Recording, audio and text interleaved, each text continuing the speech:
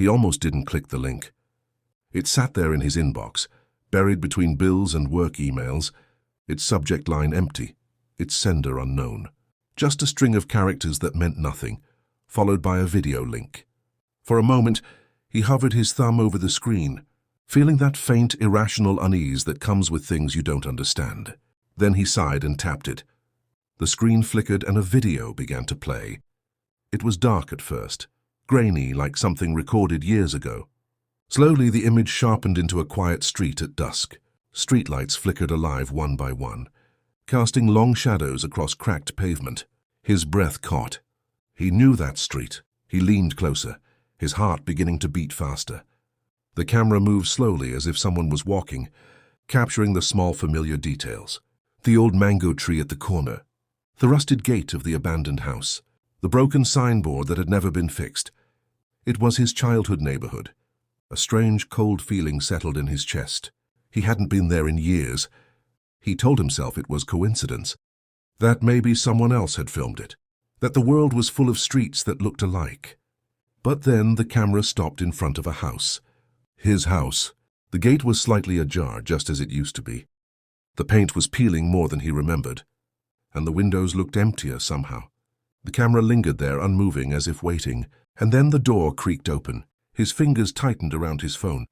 A figure stepped out. For a moment, the video blurred again, as if the camera struggled to focus. But when it cleared, his breath left him completely. It was him. Not as he was now, worn down and distant, but as he had been years. Ago, younger, softer. His shoulders weren't hunched with invisible weight, and his eyes didn't carry that constant exhaustion. The younger version of himself looked directly into the camera. Into him. A chill ran down his spine. "No," he whispered under his breath, shaking his head. "This isn't real." But the video continued. His younger self smiled, a small, hesitant smile that he had forgotten he ever had. He stepped closer to the camera, as if trying to reach through it. "You took your time," the younger him said. The voice was unmistakable.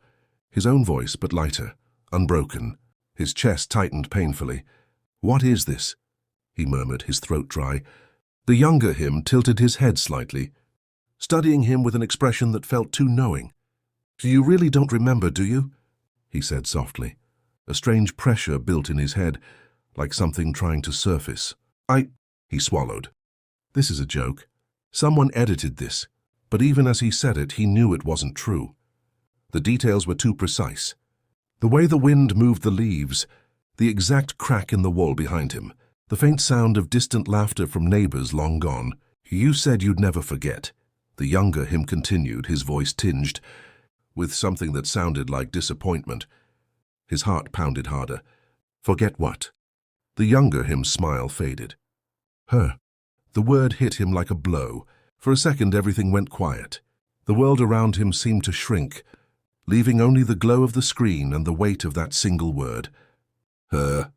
A flicker of something moved through his mind, a shadow of a memory, a feeling rather than an image. He pressed his fingers against his temple. "I don't," he began, but his voice faltered.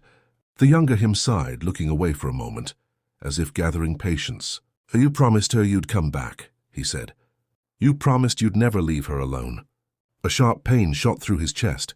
Something was breaking open inside him. "I didn't," he whispered, his voice trembling. "I didn't leave anyone." The younger him looked back at him, his gaze steady and piercing. "You did." The video shifted suddenly. The scene changed to a different place, still familiar but heavier somehow. A small park, the swings creaking softly in the evening breeze. The sky was darker now, clouds gathering. And there she was, sitting on the swing.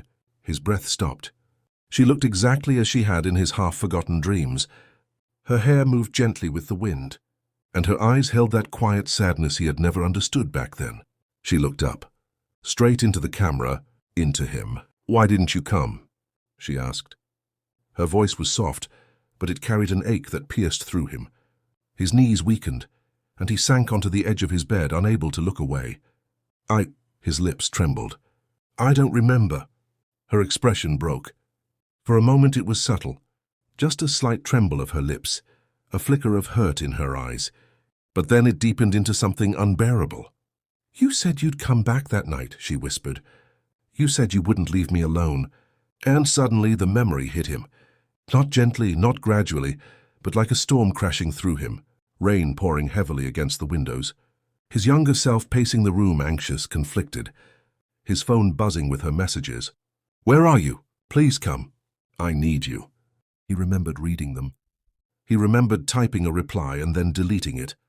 He remembered the fear, the hesitation, the selfish thought that he needed space, that it wasn't his responsibility, that she would be fine.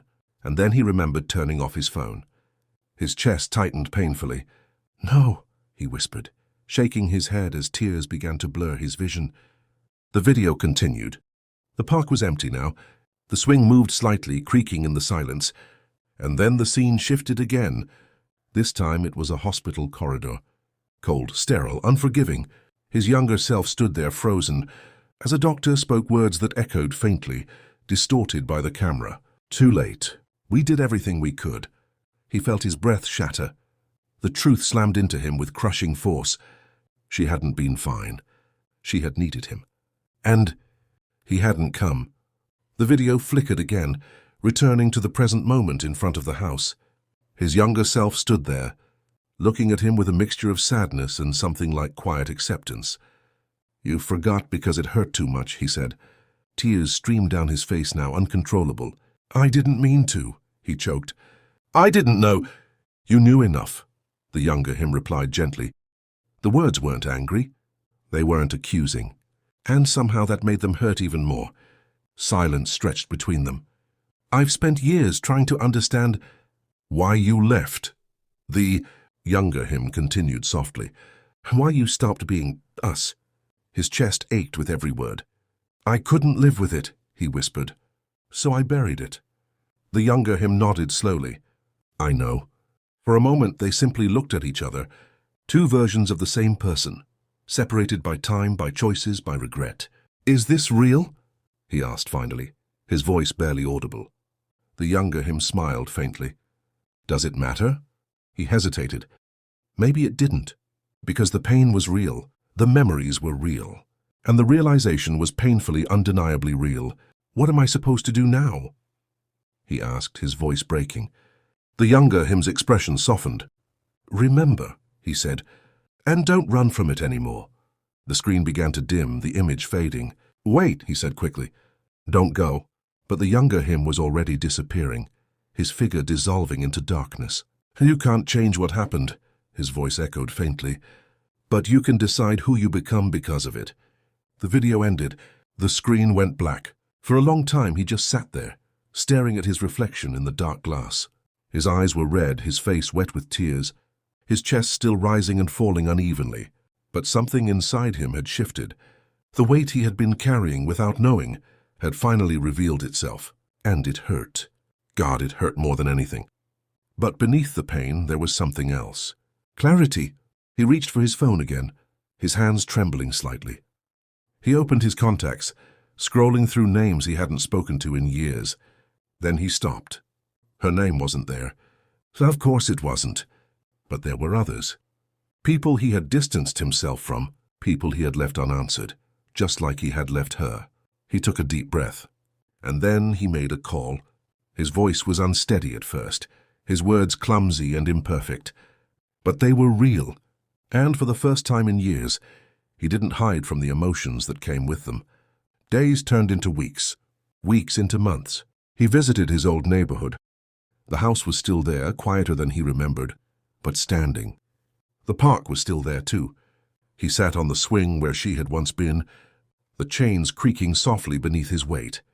"I'm sorry," he whispered into the empty air. The wind carried his words away, but somehow it felt like enough. Not forgiveness, not closure, but a beginning.